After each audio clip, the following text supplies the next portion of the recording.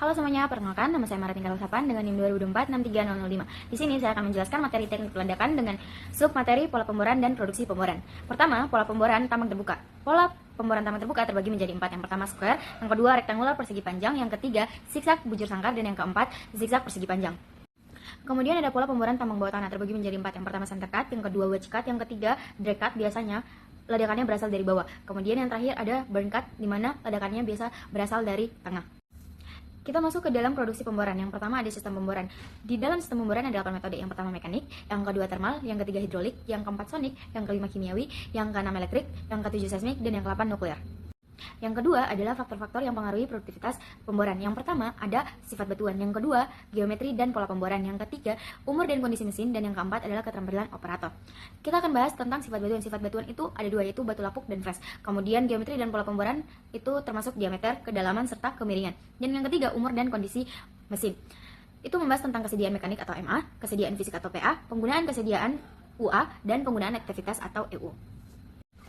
Untuk kesediaan mekanik atau MA, kita dapat menghitungnya dengan rumus MA sama dengan W per W tambah R dikali 100%. Dan PA atau kesediaan fisik kita dapat menghitungnya dengan rumus W tambah S per T dikali 100%. Dan penggunaan kesediaan dapat dihitung dengan rumus UA sama dengan W per W tambah S dikali 100%. Dan yang terakhir penggunaan efektivitas kita dapat menggunakan rumus EU sama dengan W per T dikali 100%. Sekarang kita akan masuk ke dalam contoh soal. Dari soal tersebut kita mengetahui waktu kerja alat berada di hari Senin sampai Kamis dan hari Sabtu itu selama 7 jam dan di hari Jumat selama 6 jam. Sehingga waktu total kerja alat kita dapat menghitungnya dengan 5 dikali 7. 5 itu adalah jumlah hari dari hari Senin sampai Kamis dan hari Sabtu, dan 7-nya itu adalah waktu jam kerja alat. Kemudian ditambah dengan 1 dikali 6. 1 itu 1 hari di hari Jumat dikali 6, yaitu 6 jam. Dibagi 6. 6 itu berasal dari keseluruhan jumlah hari dari hari Senin hingga hari Sabtu. Sehingga mendapatkan total hasilnya adalah 6,833 jam per hari. Untuk dimasukkan ke dalam 1 menit, kita kalikan dengan 60 dan mendapatkan hasil 409,93 menit per hari. Kemudian ada waktu standby dan waktu perbaikan. Waktu standby-nya itu 90 menit dan waktu perbaikannya 22 menit.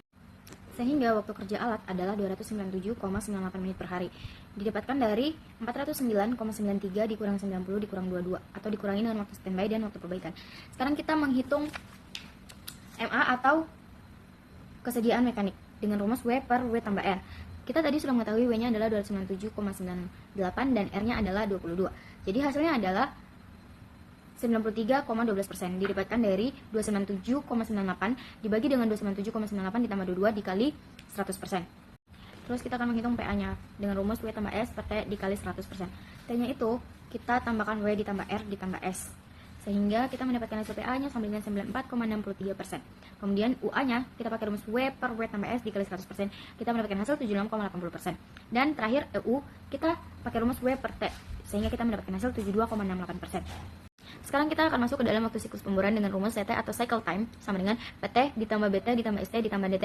PT adalah positioning time dan BT adalah boring time, ST adalah stopping time, dan DT adalah delay time.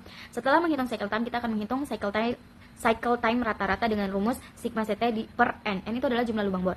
Setelah menghitung cycle rata-rata, kita akan menghitung kedalaman rata-rata dengan rumus sigma H per N. H adalah jumlah kedalaman. Setelah itu kita akan menghitung kecepatan pemboran rata-rata atau DRR dengan rumus HR per CTR atau kedalaman rata-rata dibagi cycle rata-rata. Setelah menghitung DRR, kita akan menghitung efisiensi kerja dengan rumus WP per WT dikali 100%. WP adalah waktu kerja yang digunakan untuk pemboran dan WT adalah jumlah waktu kerja terjadwal. Setelah itu kita akan menghitung volume setara dengan rumus V per sigma H. V adalah volume batuan yang diharapkan terbongkar dengan satuan meter per kubik. Setelah itu, dari semua rumus itu, kita menghitung produksi mesin bor atau P sama dengan DRR dikali VEQ dan dikali EK dikali 60. Jadi P adalah produksi mesin bor dengan satuan meter per kubik per jam.